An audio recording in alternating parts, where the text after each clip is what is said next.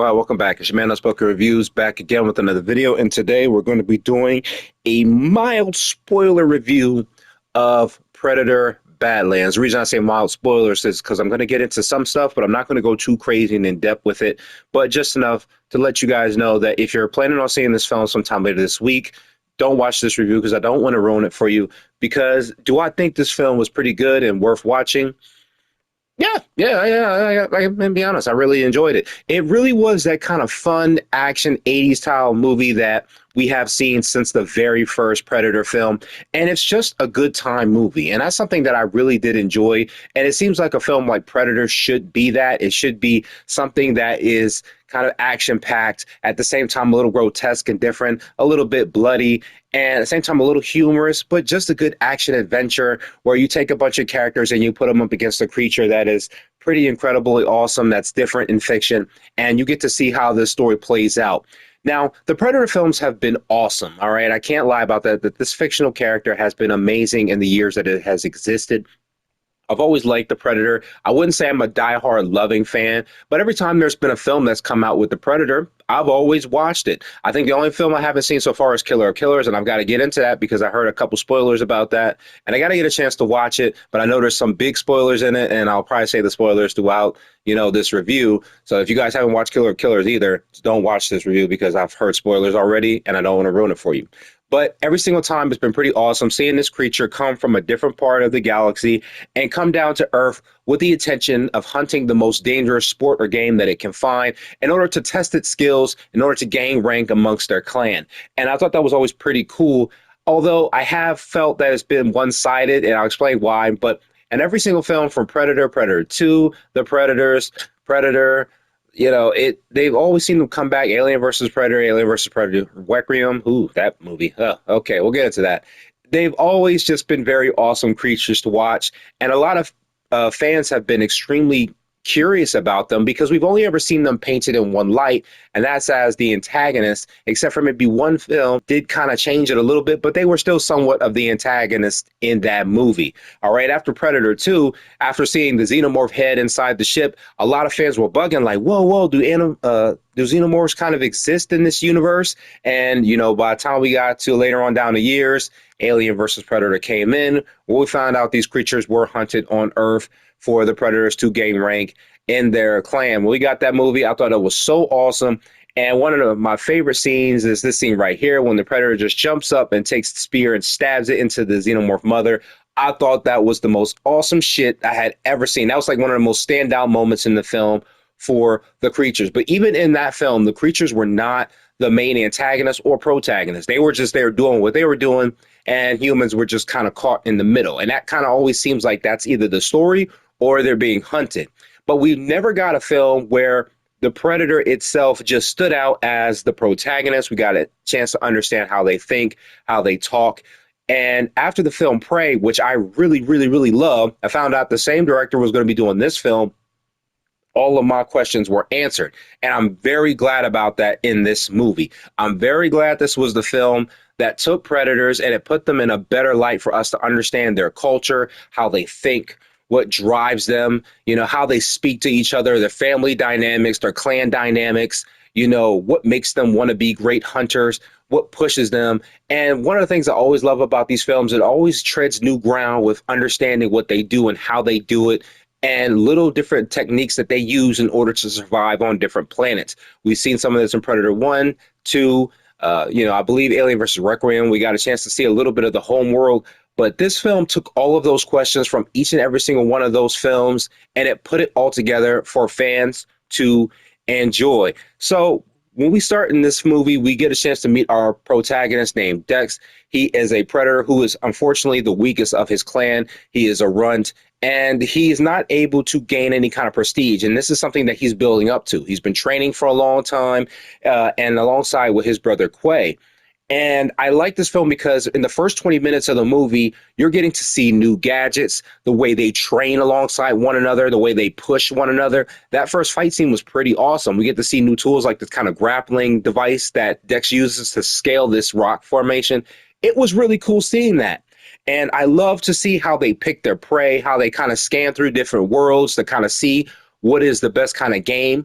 It's also kind of interesting because this film happens later on in the future because a specific predator is named, and that was sometime in the past. So it makes me wonder, how long did the predators just keep deciding to hunt humans before they were like, okay, this isn't enough? Because if you take a look inside Quay's ship, and you look alongside the wall in the film, you'll see like it looks like a Tyrannosaurus Rex head, and it makes me wonder how long Quay has actually been hunting that he has a T-Rex head, and how long it had been since he had been to Earth. I thought that was pretty cool to see. Maybe I'm wrong. Maybe it's not that kind of creature, and maybe dinosaur-like creatures exist on different worlds. Who knows? But it seems that in this film, we do get another character that comes along with Quay and Dex, and it seems to be their father, who's also the clan leader. And I like how immediately when this character comes up, Dex immediately shows his honor. He cuts his hand and tells his father that he honors his arrival. However, this is not a good meeting, as the clan father told Quay to actually execute Dex because he's the weakest of the clan, and it's something that must be called for their clan to do better. And it's kind of messed up because you really see the kind of betrayal and sadness on Dex's face because he had no idea that this was happening. However, Quay, being the brother that he is, the big brother, he decides to protect Dex. And I thought that was something that was pretty awesome because, like I said, in these films before, we always see the Predator as the antagonist, never the protagonist. And getting to see Quay fight to save his brother, even though it costs him his own life, you immediately side with Dex. You immediately want to see him successful. Seeing him pound on the wall and call out to his brother, and his brother still telling him, bring it back home. And I thought that was so awesome that even though he sacrificed his life, he did it for his brother. And it goes to show you that the predators are not just these mindless, heartless hunters. They do have some type of loyalty between one another. And I wondered that later on down the end of the film, that some of the predators are not all born to the same mother, probably different, especially if the father is the high ranking in the clan, more likely has choice against all the female predators. And that's another kind of spoiler that happens at the very end of the film. I'll let you guys know. But I really like this movie. In the first 20 minutes, you're immediately with Dex. We get some pretty awesome action fight scenes between alien creatures, seeing Dex just kind of driven with this kind of anger. I love the way he does this kind of breathing thing. We see it in the trailer where he's upset at first and sad, and then you see him just turn all of that anger into rage, or that sadness into rage. And you really want to see him go after his father to prove to him that he is capable of being a great hunter and making sure his brother's death was not in vain. I thought that was so awesome. It's so well done. And the title card in the film, I like the way it took so long to build up, and I like the way it's placed right on the movie. One thing I will say, that the setting in this movie is awesome. I love the fact that this is a planet that puts the predator in a place where it's not the most dangerous game. And that's something that was important with this movie, was to show the predators are not the most dangerous creature in the universe. It's something that needs to be seen more often. I know we see it in the other films because the humans manage to best them, but sometimes that's based on luck, and sometimes that's based on just them wearing the predator down so they're able to defeat it. It's not always them being the strongest. They sometimes have to be more intuitive, they have to be more lucky, and they have to get more creative in order to beat the creature. We've seen that in the movie Prey. But I was really glad to see that the predator's not the strongest here. It really works. There are some creatures on this planet that are incredibly smart. Like, they have like these plants that kind of blow up and shoot these paralyzing darts, and this one flying creature knows to use items and drop it next to these plants to paralyze the predator. And I was like, wow, it goes to show these creatures are not dumb. They have been on this planet long enough and have thrived, and they use that to their advantage in this movie. So we do get to meet our next character, Thea, who is actually a synthetic. No humans in this movie. Perfectly happy with that. Perfectly happy. And this relationship is not this weird star-crossed lovers thing where the creature's from another planet, this is a different type of creature, and they fall in love.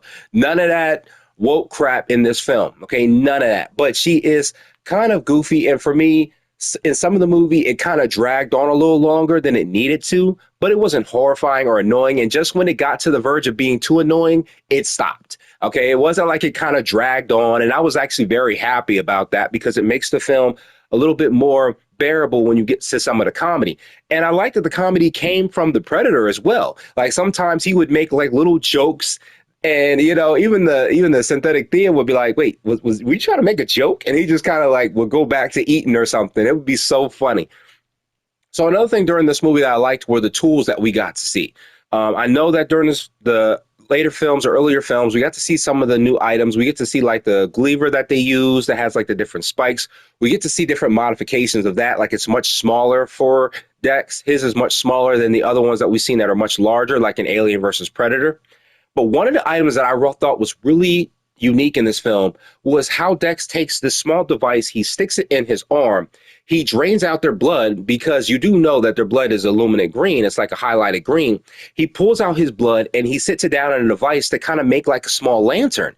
And I was like, wow, that's pretty awesome. Like, it's not like this incredible device that does something amazing, but I thought it was a little unique and something different, not just building a fire. He actually kind of takes his blood and turns it into a little flashlight. And I was like, wow, that's pretty awesome.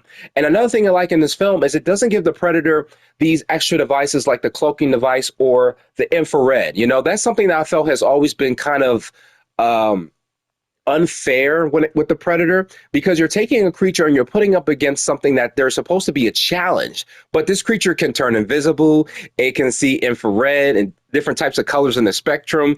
It has all these, you know, definitely crazy devices, these big ass guns on their shoulders that shoot off this powerful beam. And it's like, this isn't really a fair fight. And all the films I've seen, I'm like, wait a minute, he has way too many gadgets, and you're going up against a human that's, you know, a little less than your size. I'm pretty sure this isn't a fair fight, but okay, whatever. But I like that this movie kind of gave us a couple new gadgets to understand and see the type of tools that the Predators use. I thought that was pretty great in this movie. So we do see Dex, and we do meet a new character called Bud. And this creature is, you know, unique to the story later on down the line. But I thought this creature was pretty funny. He really kind of uniquely connects with Dex and really wants to kind of be like him. And it's a couple funny films where you see it tries to either imitate him and it tries to do it in funny ways. I thought that was pretty hilarious. And like I said, it created some good comedy without having to be a lot of conversation between the two. It was just very funny and it worked. You know, I thought that was pretty well done in this movie. But I thought it was a pretty great film, and getting to see the way the Predators deal with things like betrayal and their drive when they're hunting something. There are certain moments where Dex is told that he should stop doing what he's doing and listen to another character. And Dex is like, you give up too easily. And he finds different ways to attack his prey. I thought that was pretty awesome. Seeing their drive, seeing how they fight, seeing how they love the competition. Even though it could cost them their lives, they don't stop. They know exactly what they're there for and what they want to achieve. And that makes you root for their characters a little bit more. Like I said, there is another Predator that is named throughout this film, and that is the Predator of Wolf. And I like how Thea, the synthetic, kind of shares that story with Dex. And if you guys remember Wolf, he was somewhat of the antagonist, protagonist, and Alien versus Predator Requiem, where they were, you know, Wolf came from Ugenta Prime, and he came to Earth in order to stop the xenomorph after it got loose on the planet Earth.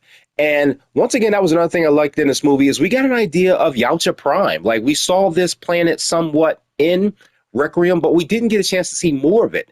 And a lot of fans were like, dude, give us that.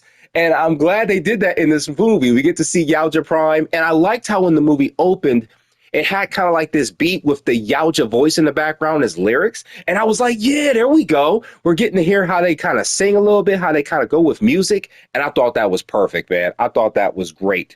There are some great action fight scenes that go on for a little while. We get to see Dex evolve into the hunter. We get to see him kind of come into his own in this movie and kind of direct his own vision of the kind of predator and hunter he wants to be, the kind of Yautja he wants to be. And I'm kind of glad we got to see him move into that. And the way the character ends the film, earning his place, seeing his fight skills elevate, learning how he moves on from a particular story, I thought was great. And at the end of the film, like I told you guys, we get somewhat of a spoiler for female predators. And in this film, at the very end of it, it kind of gives us that. So if you stick around, you'll see the very end of the movie. Totally worth it. Really nice line to go off at the end of the film. I can't wait to see what they do next. This is the kind of movie I really wanted to see, guys. It definitely needed to do that with the Predators and give us just more an in-depth understanding of who they are, why they do what they do, what drives them, what they're talking about. Because sometimes in the Predator films, they're kind of screaming, growling, or making noise. And this film, when they're growling or making noise, you're understanding that they're actually talking. They're not actually just making noise. Okay, like in Predator 2, when he says, shit happens, or, motherfucker, what I mean? He's saying those things, but he's just mimicking what the human is saying. But when you hear him growling or talking, he's actually talking, and I actually was very glad that this film actually did that. So if you're actually wondering if Predator Badlands is a movie that you should spend some money on later this week, I highly advise you do. It's a good film. I wouldn't say it's going to win Film of the Year or anything. But if you're just looking for a fun time at the movies, no political bull crap, no agenda pushing, no weird ass emotional trauma crap, this film is the movie to watch. It definitely takes the Predators and it puts them in the right kind of script and setting to make them shine. All right, guys, I've been Unspoken Reviews, and I will catch you guys in the next one. Later.